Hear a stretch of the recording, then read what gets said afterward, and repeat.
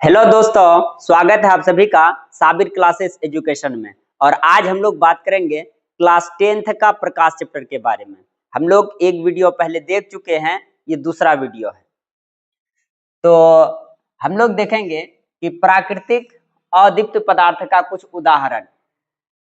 हम लोग पहले वाला वीडियो में देख चुके हैं कि दीप्त पदार्थ किसको बोलते हैं, अदीप्त पदार्थ किसको बोलते हैं। जिसके पास अपना प्रकाश होता है हम लोग उसको दीप्त पदार्थ बोलते हैं, और जिसके पास अपना प्रकाश नहीं होता है उसको हम लोग अदीप्त पदार्थ कहते हैं। और उसी का हम लोग उदाहरण देख रहे हैं। तो प्राकृतिक अदीप्त पदार्थ का उदाहरण बोलते हैं, जैसे पृथ्वी। पृथ्वी जो है क्या है, ये प्राकृतिक अदीप्त पदार्थ है। पृथ्वी के पास अपना प्रकाश नहीं होता है।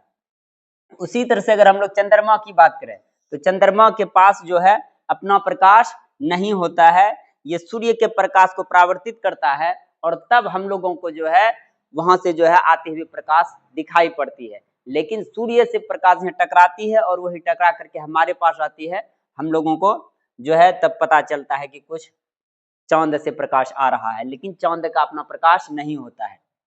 ग्रह हो गया, पत्थर हो गया, पेड़ हो गया, मनुष्य हो गया, ये सारा क्या है, प्राकृतिक अदीप्त पदार्थ है, जिसको कि जो है ईश्वर के द्वारा बनाया गया है, भगवान के द्वारा बनाया गया है। उसके बाद हम लोग बात करते हैं मानव निर्मित अदीप्त पदार्थ।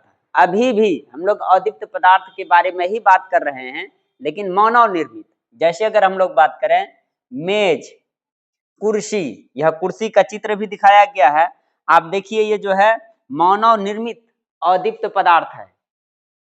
ये जो है मानव निर्मित है, इसको इंसानों ने बनाया है, लेकिन क्या है ये अदीप्त पदार्थ है, इसके पास अपना प्रकाश नहीं होता है। और किताब हो गया, दर्पण हो गया, ये सब क्या है, अदीप्त पदार्थ है, इसके पास अपना प्रकाश नहीं है। उसी तरह से यदि हम लोग बात करते हैं कि जब दीप्त वस्तु से प्रकाश अदीप्त वस्तु पर पड़ता है तभी हम अदीप्त वस्तु को देख पाते हैं।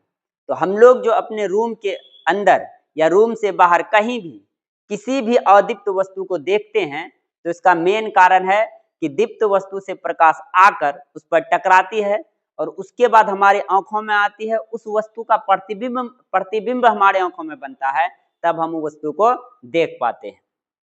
तो अब हम लोग नेक्स्ट बात कर रहे हैं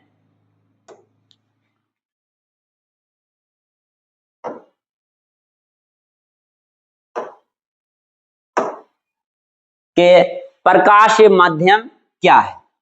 नेक्स्ट क्वेश्चन है हम लोगों का कि प्रकाश माध्यम क्या है।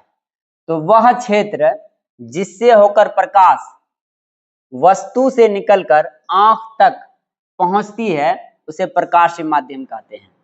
तो वह क्षेत्र जिससे प्रकाश वस्तु से निकलकर हमारी आंखों तक पहुंचती है उसको हम लोग क्या कहते हैं, प्रकाशीय माध्यम कहते हैं।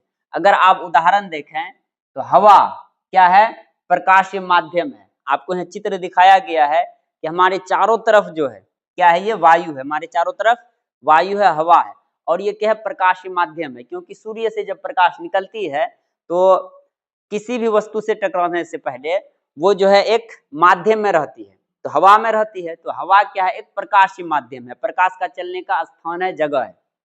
उसके बाद कांच, शीशा, पानी भी क्या है, एक प्रकाशीय माध्यम है। पानी में भी प्रकाश जो है गति करती है। उसी तरह से ताप, निर्वात, इसके बारे में हम लोग पढ़ चुके हैं। निर्वात में भी प्रकाश गति करती है। निर्वात में प्रकाश की चाल 3 × 10⁸ मीटर पर सेकंड होता है। 3 × 10⁸ मीटर पर सेकंड होता है निर्वात में प्रकाश की चाल। तो प्रकृति के अनुसार माध्यम 2 प्रकार के होते हैं। अगर मान लीजिए आपसे 2 नंबर में एक क्वेश्चन पूछ ले, प्रकृति के अनुसार, गुण के अनुसार जो है, नेचर के अनुसार जो है माध्यम कितने प्रकार के होते हैं, तो ये 2 प्रकार का होता है, एक समांगी माध्यम और एक विषमांगी माध्यम। तो हम लोग अब आगे बात करेंगे समांगी माध्यम और विषमांगी माध्यम का परिभाषा के बारे में।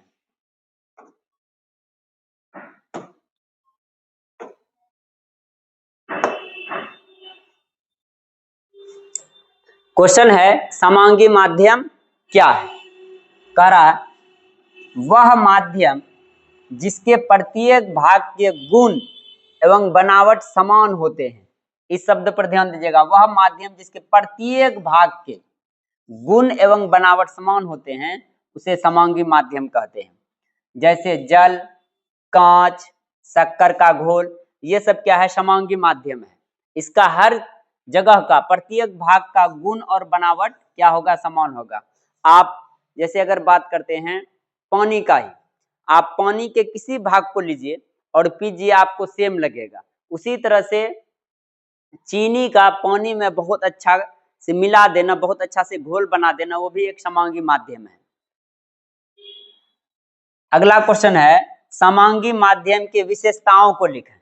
अगला क्वेश्चन है समांगी माध्यम के विशेषताओं को लिखें, समांगी माध्यम के गुणों को लिखें। तो पहला नंबर कह रहा है इस माध्यम के प्रत्येक बिंदु पर भौतिक और रासायनिक गुण समान होते हैं। तो समांगी माध्यम का प्रत्येक बिंदु पर चाहे भौतिक गुण हो या रासायनिक गुण हो, सेम रहता है।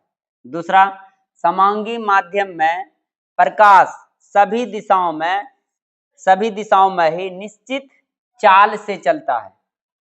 क्या कर रहा, समांगी माध्यम में प्रकाश सभी दिशाओं में एक निश्चित चाल से चलती है। अगर कोई समांगी माध्यम है तो उसमें जो प्रकाश की जो गति होगी हर दिशा में सेम होगा।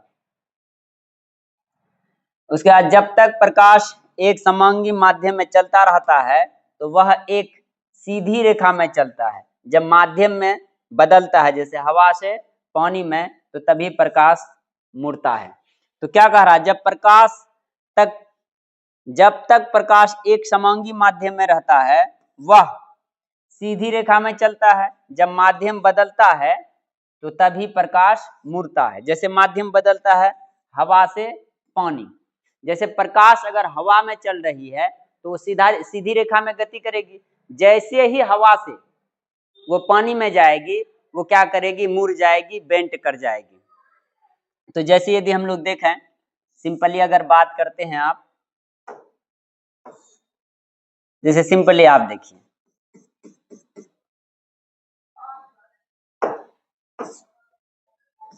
मान लीजिए कि ये क्या है, ये हवा है, ठीक, और ये पानी है।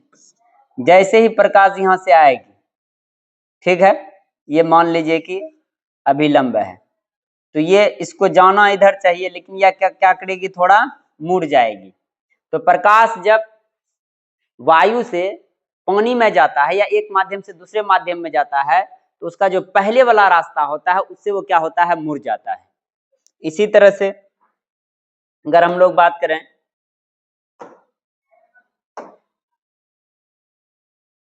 प्रकाश समांगी माध्यम का अपवर्तनांक प्रत्येक जगह स्थिर होता है। क्या कर रहा है, एक समांगी माध्यम का अपवर्तनांक प्रत्येक जगह स्थिर रहता है। ठीक है, अगर कोई समांगी माध्यम है तो उसका किसी भी भाग में यदि आप अपवर्तनांक देखेंगे वो क्या होगा, फिक्स होगा, स्थिर रहेगा, चेंज नहीं होगा। अब हम लोग आगे बात करेंगे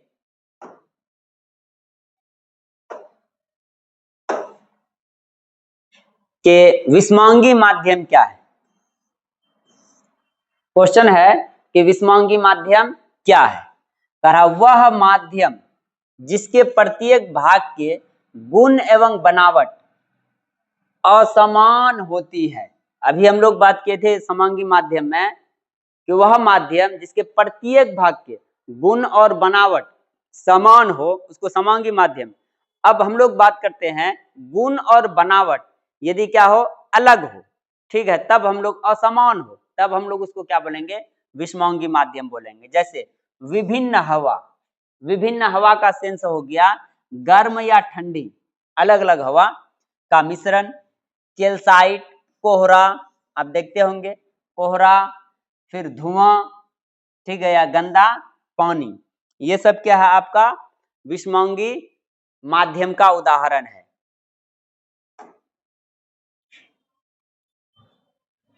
चलिए, तो हम लोग ये सब विषमांगी माध्यम देखे। तो यदि सिंपली आपसे कोई पूछे कि ये जो विभिन्न हवा का मिश्रण है, विभिन्न हवा का मिश्रण तो ये समांगी माध्यम है या विषमांगी माध्यम? तो विषमांगी माध्यम, चाहे गर्म या ठंडा हवा हो।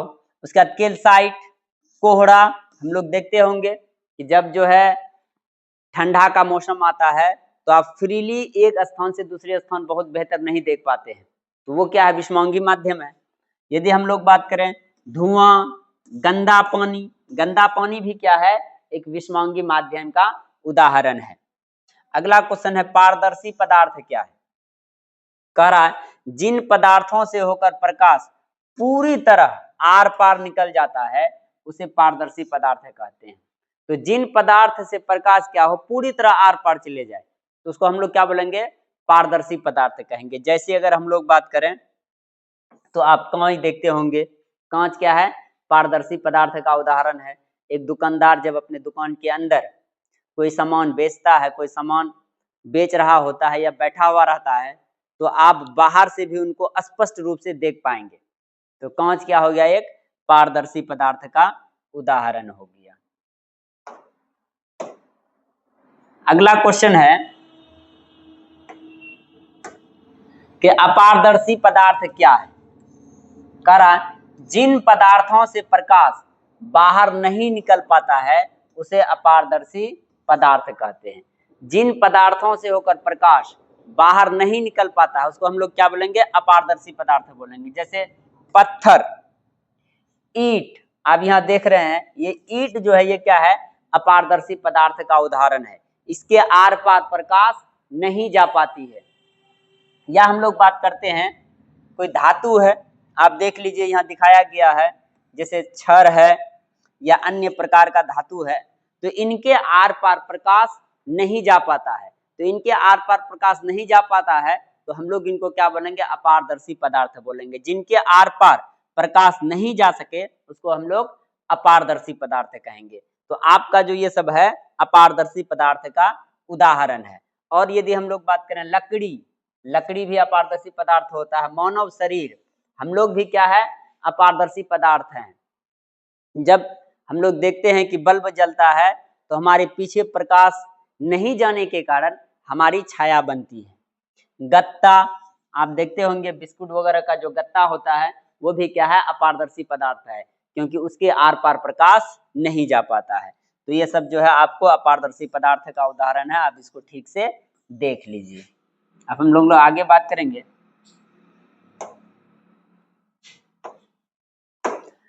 कि पारभासी पदार्थ क्या है? पारभासी पदार्थ क्या है? तो जिन पदार्थों से होकर प्रकाश का कुछ अंश बाहर निकल जाता है उसे हम लोग पारभासी पदार्थ कहते हैं। जैसे तेल लगा कागज, आप यहाँ देख रहे होंगे एक चित्र लगाया हुआ है, आप इसको देखेंगे, तेल लगा जो कागज है, ठीक है, ये तेल लगा हुआ कागज ये क्या है? अपारदर्शी पदार्थ का उदाहरण है। तेल लगा हुआ कागज क्या है? अपारदर्शी पदार्थ का उदाहरण है।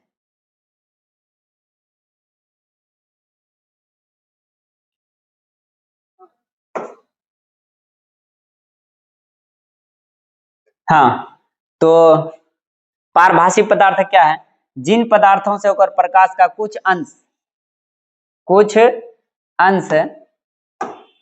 जिन पदार्थों से होकर प्रकाश का कुछ अंश बाहर निकल जाता है उसे हम लोग पारभासी पदार्थ कहते हैं। तेल लगा कागज, घिसा हुआ कांच, कोहरा, धुआं, ट्रेसिंग पेपर, ये सब क्या है? पारभासी पदार्थ का उदाहरण है। इससे जो है कुछ प्रकाश पास करती है, चली जाती है, कुछ प्रकाश नहीं जा पाती है। तो हम लोग आगे देख रहे हैं यह पदार्थ का मतलब हुआ, हम लोग पारभासी पदार्थ की बात करते हैं। तेल लगा कागज के बारे में बात करते हैं, घिसा हुआ कांच के बारे में बात करते हैं, कोहरा के बारे में बात करते हैं, धुआं के बारे में बात करते हैं, ट्रेसिंग पेपर के बारे में बात करते हैं। ये सब क्या है? पारभासी पदार्थ है। इससे जो है पूरी तरह प्रकाश आर पार नहीं जाता है, कुछ जाता है कुछ नहीं जाता है, इसलिए हम लोग इसको पारभासी पदार्थ कहेंगे। यह पदार्थ बहुत ही हल्की या धुंधली छाया बनाते हैं क्योंकि कुछ प्रकाश इनसे पार हो जाता है। तो धुंधली छाया ये इसलिए बनाता है क्योंकि इनसे जो है कुछ प्रकाश ही आर पार जा पाता है। तो अगला क्वेश्चन है इसमें कि यहाँ एक क्वेश्चन है, पारदर्शी पदार्थ क्या है? जिन पदार्थों से होकर प्रकाश पूरी तरह आर पार निकल जाता है उसको हम लोग पारदर्शी पदार्थ बोलते हैं। पारदर्शी पदार्थ के दूसरी तरफ की वस्तुओं का आकार और रंग हमेशा साफ दिखाई पड़ता है। तो हम लोग यहाँ तीन पदार्थ के बारे में बात की, एक पारदर्शी पदार्थ, एक अपारदर्शी पदार्थ और एक पारभासी पदार्थ है।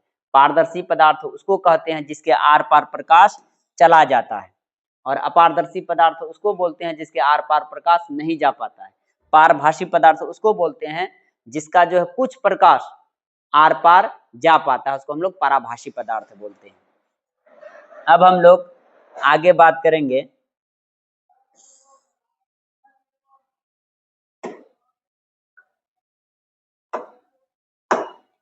छाया क्या है। हम लोग अगला क्वेश्चन के बारे में बात करते हैं, छाया क्या है? जब प्रकाश की किरणें किसी अपारदर्शी वस्तु पर पड़ती है, अपारदर्शी का मतलब हुआ जिसके आर पार प्रकाश नहीं जाता हो। जब प्रकाश की किरणें किसी अपारदर्शी वस्तु पर पड़ती है तो वह प्रकाश को रोक देती है, जिससे उस वस्तु के पीछे एक अंधेरा या काला क्षेत्र बन जाता है। इसी अंधेरे क्षेत्र को हम लोग छाया कहते हैं।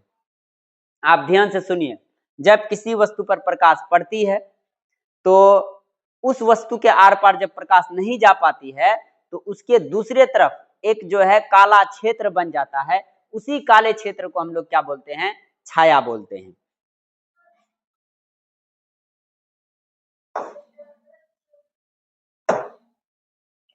अब हम लोग बात करते हैं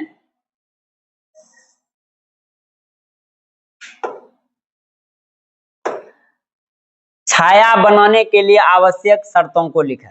आखिर छाया बनेगा तो उसके लिए क्या क्या जरूरी है? जब छाया बनती है तो उसके लिए किन किन शर्तों का होना जरूरी है? पहला नंबर, प्रकाश का स्रोत। जब प्रकाश का स्रोत ही नहीं रहेगा तो छाया कैसे बनेगा? इसलिए छाया बनने के लिए प्रकाश स्रोत बहुत जरूरी है। जैसे में सूरज होना चाहिए, या टॉर्च होना चाहिए, या बल्ब होना चाहिए, इसको हम लोग बोलते हैं प्रकाश स्रोत। और ये जब रहेगा तभी जो है आप छाया बना सकते हैं, तो इनका होना जरूरी है, ये पहला शर्त है। दूसरा, अपारदर्शी वस्तु। छाया बनाएंगे तो अपारदर्शी वस्तु होना चाहिए, वह वस्तु जो प्रकाश को रोक सके। ठीक है, तो अपारदर्शी होना चाहिए, पहला प्रकाश स्रोत, दूसरा अपारदर्शी वस्तु, और तीसरा पर्दा होना चाहिए जहां आपकी छाया बनेगी। अगर पर्दा ही नहीं हो तो छाया कहाँ बनेगा? तो तीन चीज छाया बनने के लिए बहुत जरूरी है। तो पहला यदि हम लोग बात करते हैं कि प्रकाश स्रोत होना चाहिए, दूसरा अपारदर्शी वस्तु, तीसरा पर्दा होना चाहिए। तो वह जहां छाया दिखाई देगी, जैसे हम लोग बात करते हैं दीवार हो गया, कागज हो गया। अब यहाँ एक देखिए, एक उदाहरण यहाँ दिखाया गया है कि यहाँ एक व्यक्ति चल रहा है और जो है यहाँ उसका जो है छाया बन रहा है। तो यहाँ जो छाया बन रहा है तो पर्दा का काम यहाँ क्या कर रहा है? जमीन कर रहा है, भूमि कर रहा है। ये जो जिस पर हम चलते हैं वो पर्दा का काम कर रहा है। इस चित्र को आप ठीक से देख लीजिए। अब हम लोग बात करते हैं छाया के गुणों को लिखें। ये जो काला क्षेत्र बनता है अपारदर्शी वस्तु के दूसरे तरफ, उसका क्या गुण होती है, उसकी क्या विशेषता होता है, उसका क्या प्रॉपर्टी होता है, उसके बारे में हम लोग बात करते हैं। तो पहला है, छाया हमेशा प्रकाश स्रोत की विपरीत दिशा में बनती है।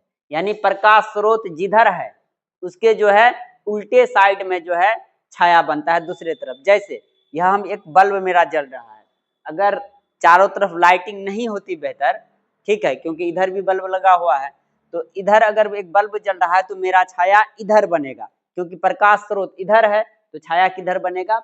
पीछे बनेगा, इधर बनेगा। तो हमेशा इस बात को याद रखिएगा कि छाया जो बनता है प्रकाश स्रोत के विपरीत बनता है। छाया हमेशा काला रंग का होता है, चाहे वस्तु किसी भी रंग का हो। तो छाया जो बनता है हमेशा छाया काले रंग का होता है, भले वस्तु किसी भी रंग का हो, हम जैकेट पहने हुए हो या कोई भी चीज पहने हुए हो, लेकिन छाया काला ही बनेगा। तीसरा, यदि प्रकाश का स्रोत वस्तु के आसपास हो तो छाया बड़ी बनती है।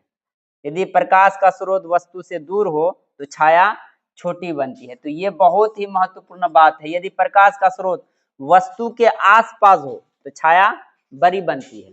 जैसे हम यहाँ खड़े हैं, हम एक वस्तु का कार्य कर रहे हैं और मान लीजिए प्रकाश अगर हमसे नजदीक हो तो छाया मेरा क्या होगा, दूर बनेगा।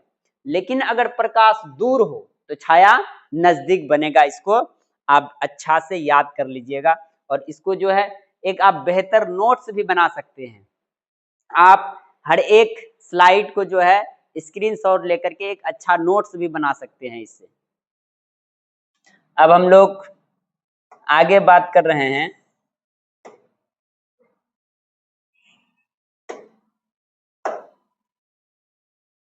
प्रकाश का परावर्तन क्या है।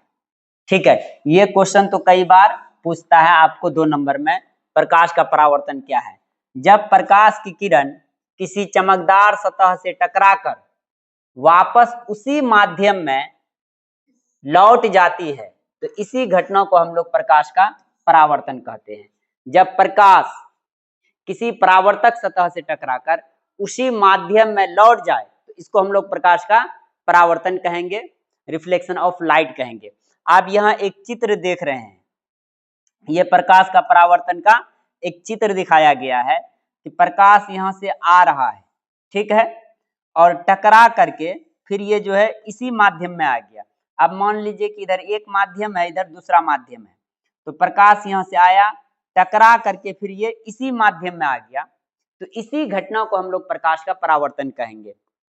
और इस घटना में कौन क्या है इस चीज को भी दिखाया गया है। आप जैसे देखेंगे, इसको हम लोग बोलते हैं आपतित किरण, इसको बोलते हैं परावर्तित किरण, इसको बोलते हैं अभिलंब, और इसको हम लोग बोलते हैं आपतन कोण, इसको परावर्तन कोण, और इसको हम लोग बोलते हैं परावर्तक सतह, इसको बोलते हैं आपतन बिंदु। तो आप यहाँ इस चित्र में कई चीजों को देख सकते हैं।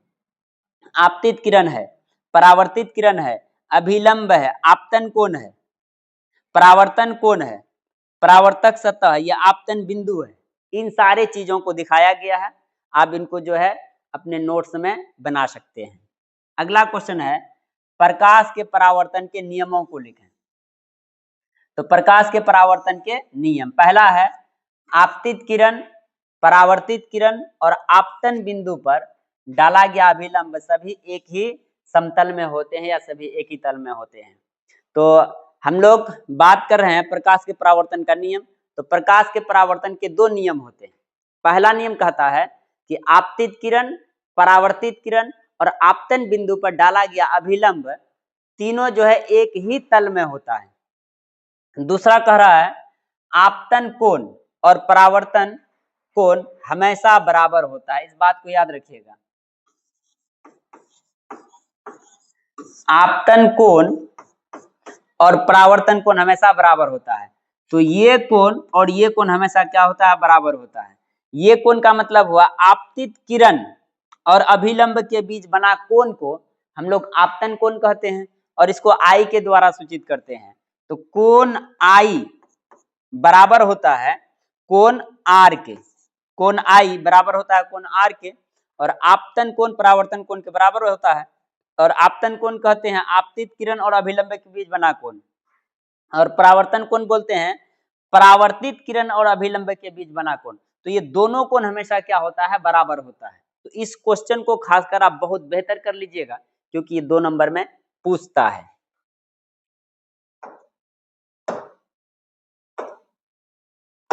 हम लोग अब बात कर रहे हैं परावर्तक सतह का प्रकाश प्रकृति के अनुसार परावर्तन कितने प्रकार के होते हैं।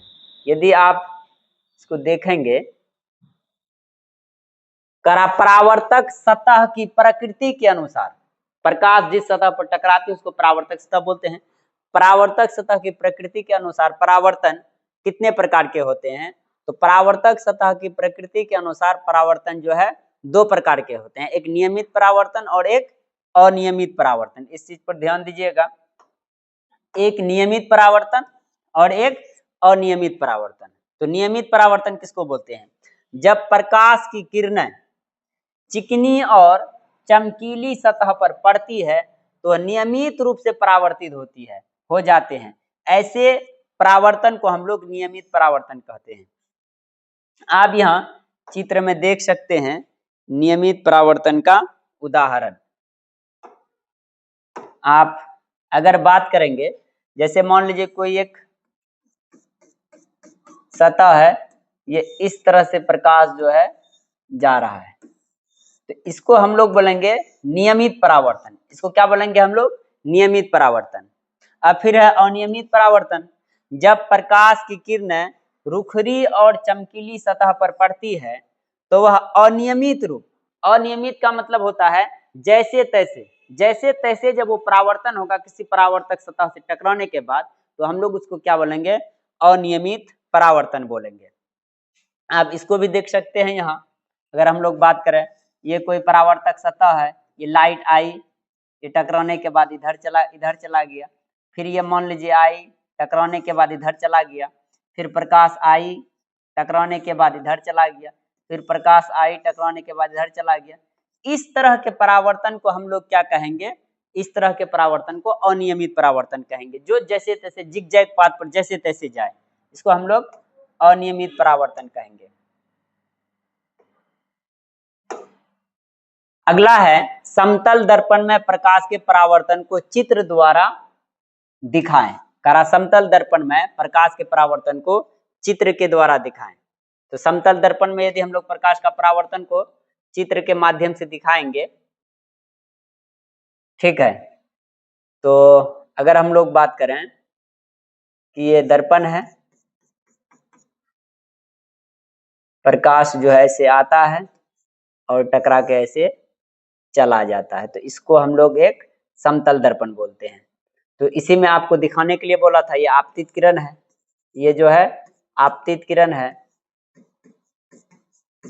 ये परावर्तित किरण है और ये परावर्तक सतह है। यहाँ एक बिंदु है, हम वस्तुओं को देख पाते हैं क्योंकि वह प्रकाश को परावर्तित करती है। तो सबसे महत्वपूर्ण बात है, कोई भी वस्तु तभी दिखाई पड़ता है जब उससे प्रकाश टकरा करके हमारे आंखों में पड़ती है और हमारे आंखों में उस वस्तु का प्रतिबिंब बनता है, तब हम उस वस्तु को देख पाते हैं। जैसे यदि हम लोग बात करें, आप अपने रूम में रहते हैं, कई चीज आपको दिखाई पड़ रहा है, किताब दिखाई पड़ रहा है, कॉपी दिखाई पड़ रहा है, बेंच दिखाई पड़ रहा है। वो इसलिए दिखाई पड़ रहा है क्योंकि जब प्रकाश उससे टकरा करके हमारे आंखों में आता है और उस वस्तु का हमारे आंखों में प्रतिबिंब बनता है, तब वो वस्तु हमको दिखाई पड़ रहा है। ठीक है, तो इसलिए कहा हम वस्तु को देख पाते हैं क्योंकि प्रकाश को परावर्तित करती है। दर्पण में अपना चेहरा देख पाना परावर्तन के कारण ही संभव है। हम लोग जो अब दर्पण में अपना चेहरा देखते हैं खुद, ठीक है, वो प्रकाश का परावर्तन का ही एक रीजन है। प्रकाश का परावर्तन के कारण ही हम वस्तु दर्पण में अपने फेस को देख पाते हैं, चेहरा को देख पाते हैं। जैसे पेरिस्कोप, कैलिडोस्कोप उपकरण इसी सिद्धांत पर कार्य करता है। ये जो है प्रकाश का परावर्तन का सिद्धांत पर ही कार्य करता है। पेरिस्कोप, कैलिडोस्कोप, ये सब प्रकाश के परावर्तन के सिद्धांत पर ही कार्य करता है। इसी तरह से यदि हम लोग नेक्स्ट बात करें, तो आपतित किरण क्या है? वह किरण जो दर्पण के सतह पर पड़ती है उसे हम लोग आपतित किरण कहते हैं। जैसे अगर हम लोग बात करें, आप सिंपली इसको देख लीजिए, प्रकाश आ रहा है तो ये जो टकराया, इसी को हम लोग बोलते हैं आपतित किरण। तो वह किरण जो दर्पण के सतह पर पड़ती है या आकर टकराती है उसे हम लोग आपतित किरण कहते हैं। आपतन बिंदु क्या है? सतह के जिस बिंदु पर यह किरण टकराती है उसे हम लोग आपतन बिंदु कहते हैं। जैसे प्रकाश आया, आने के बाद इस जगह टकराया, तो इसी को हम लोग बोलेंगे आपतन बिंदु। प्रकाश जिस सतह पर आकर टकराती है हम लोग उसको हम लोग आपतन बिंदु कहते हैं।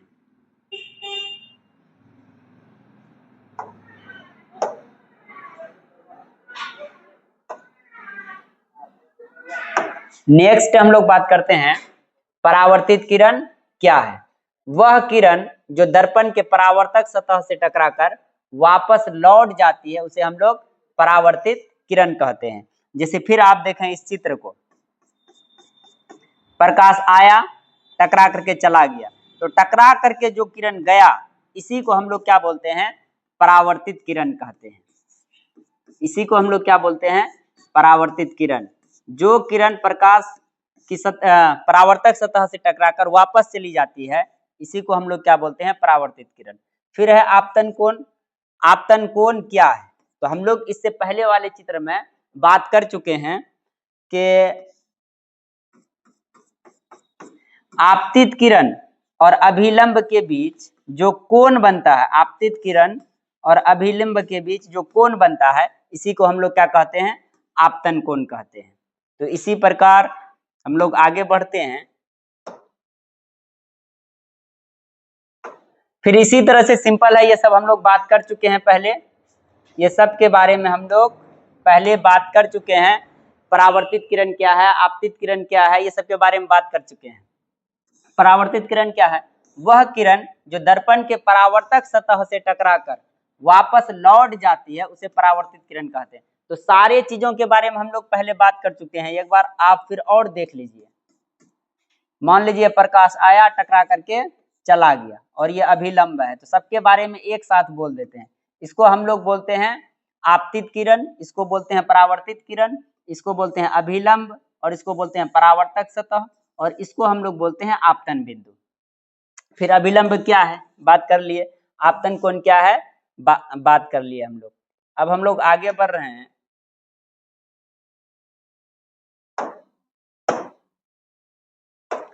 अब हम लोग बात करेंगे प्रतिबिंब कितने प्रकार के होते हैं। आप एक बार यहां देखें एक क्वेश्चन। अब हम लोग बात करेंगे प्रतिबिंब क्या है। कहा जा रहा है जब किसी वस्तु से चलने वाली प्रकाश की किरणें परावर्तन या अपवर्तन के बाद, इस शब्द पर ध्यान दीजिएगा आप, परावर्तन या अपवर्तन के बाद जिस बिंदु पर वास्तव में मिलती है या मिलती हुई प्रतीत होती है उस बिंदु को हम लोग प्रतिबिंब कहते हैं। चाहे परावर्तन हो या अपवर्तन हो, उसके बाद जिस बिंदु पर चाहे मिलती है या मिलती हुई प्रतीत होती है उसको हम लोग क्या बोलेंगे, प्रतिबिंब बोलेंगे। इसके पीछे यहाँ एक चित्र है, आप इस चित्र को देख लीजिए ठीक से, आपको जो है समझ में आ जाएगा। यदि हम लोग बात करते हैं कि इस चित्र को आप देखिए, इस चित्र के माध्यम से आपको समझ में आएगा। जैसे हम लोग बात कर रहे हैं, ये अवतल दर्पण है, प्रकाश की किरण यहाँ आई, उसके बाद टकराने के बाद वो यहाँ चली गई, फिर प्रकाश की किरण आई, टकराने के बाद चली गई। तो इस जगह ये वास्तव में इस बिंदु पर काट रही है, वास्तव में ये किरण इस बिंदु पर काट रही है, तो इसको हम लोग बोलेंगे प्रतिबिंब। भले ये वास्तविक प्रतिबिंब हो, इसके बारे में हम लोग बाद में बात करेंगे, लेकिन इस बिंदु पर मिल रही है, वास्तव में मिल रही है, तो इसी जगह प्रतिबिंब बन रहा है। यहाँ एक पौधा है, उसका प्रतिबिंब यहाँ बन रहा है, तो इसको हम लोग प्रतिबिंब कहते हैं। या एक चित्र और है, आप यहाँ देखें, प्रकाश आया, टकरा करके चला गया, फिर प्रकाश जो है यहाँ आया, टकरा करके चला गया। जब इसको हम पीछे बढ़ाए, जब हम इसको पीछे बढ़ाए तो हमको यहाँ लग रहा है कि प्रकाश जो है यहाँ से आ रहा है, आता हुआ प्रतीत हो रहा है, तो इस जगह जो है प्रतिबिंब बना, तो इसको हम लोग प्रतिबिंब कहेंगे। भले ये है काल्पनिक प्रतिबिंब है। तो हम लोग उधर देख रहे हैं कि वास्तविक प्रतिबिंब और काल्पनिक प्रतिबिंब के बारे में थोड़ा सा हम लोग देख लेते हैं, तब आगे हम लोग बात करेंगे। क्वेश्चन है प्रतिबिंब कितने प्रकार के होते हैं। तो प्रतिबिंब दो प्रकार के होते हैं, एक वास्तविक प्रतिबिंब और एक काल्पनिक प्रतिबिंब। प्रतिबिंब दो प्रकार के होते हैं, एक होता है वास्तविक प्रतिबिंब और एक होता है काल्पनिक प्रतिबिंब। तो वास्तविक प्रतिबिंब किसको कहते हैं, यह तब बनता है जब प्रकाश की किरणें परावर्तन के बाद, इस शब्द पर ध्यान दीजिएगा, परावर्तन के बाद वास्तव में किसी बिंदु पर मिलती है, परावर्तन के बाद सही में अगर किसी बिंदु पर मिलती है तब जो है वास्तविक प्रतिबिंब का निर्माण होता है। इसे पर्दे पर उतारा जा सकता है, जैसे सिनेमा हॉल का पर्दा। तो इस बात को याद रखिएगा कि वास्तविक प्रतिबिंब को आप पर्दे पर उतार सकते हैं, जैसे फिल्म का पर्दा जो है ये वास्तविक प्रतिबिंब का एक उदाहरण है। यह हमेशा उल्टा होता है। वास्तविक प्रतिबिंब हमेशा क्या होता है? उल्टा होता है। जैसे आप अभी एक चित्र में देखेंगे, पीछे हम दिखाएंगे आपको, उस जगह जो है वास्तविक प्रतिबिंब का उदाहरण है। जैसे आप इसी जगह देखें, ये जो बन रहा है ये वास्तविक प्रतिबिंब का उदाहरण है। और वास्तविक प्रतिबिंब हमेशा क्या होता है? उल्टा होता है। वास्तविक प्रतिबिंब हमेशा क्या होता है? उल्टा होता है। वास्तविक प्रतिबिंब और काल्पनिक प्रतिबिंब में अंतर, यह जो है वास्तविक प्रतिबिंब वास्तव में जो है किरणों के कटान से बनती है, यह किरणों के काल्पनिक कटान से बनती है। यह प्रतिबिंब हमेशा उल्टा होता है, उल्टा बनता है। वास्तविक प्रतिबिंब हमेशा उल्टा बनता है और यह प्रतिबिंब हमेशा क्या होता है? सीधा बनता है। जैसे आप इस चित्र में देखें, वस्तु इस तरह से है तो प्रतिबिंब भी इसी तरह से बना है। तो ये क्या है? आपका काल्पनिक प्रतिबिंब है। काल्पनिक प्रतिबिंब हमेशा सीधा होता है और वास्तविक प्रतिबिंब उल्टा होता है। तो ये जो है वास्तविक प्रतिबिंब है, रियल इमेज है, और वास्तविक प्रतिबिंब हमेशा उल्टा बनता है। आगे हम लोग देख रहे हैं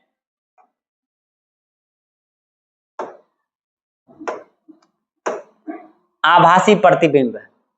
यह तब बनता है जब प्रकाश की किरण वास्तव में नहीं मिलती है बल्कि पीछे बढ़ाने पर मिलती ही भी प्रतीत होती है। जब किरणों को पीछे बढ़ाते हैं तब जो है एक दूसरे से किरण मिलती है, पीछे बढ़ाते हैं तब वो मिलती हुई प्रतीत होती है। तो उसी को हम लोग बोलते हैं आभासी प्रतिबिंब।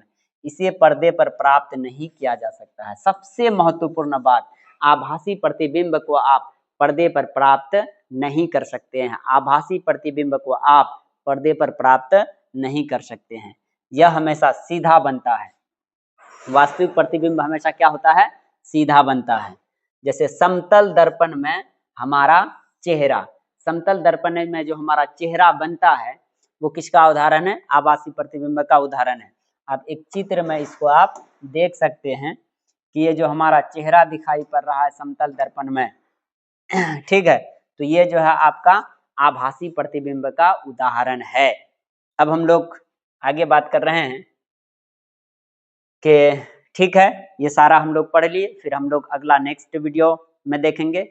लेकिन एक जरूरी इंफॉर्मेशन ये है कि हम जो है ऑफलाइन भी पढ़ाते हैं। मेरा जो है जोकीहाट में पारामाउंट कोचिंग सेंटर में ऑफलाइन बैच भी चलता है। यदि आपको लगे कि मैं बेहतर पढ़ा रहा हूँ तो आप यदि जोकीहाट के आसपास से कहीं से भी मेरा वीडियो देख रहे हैं तो आप जो है हमारा Paramount coaching centre offline joining करें। धन्यवाद।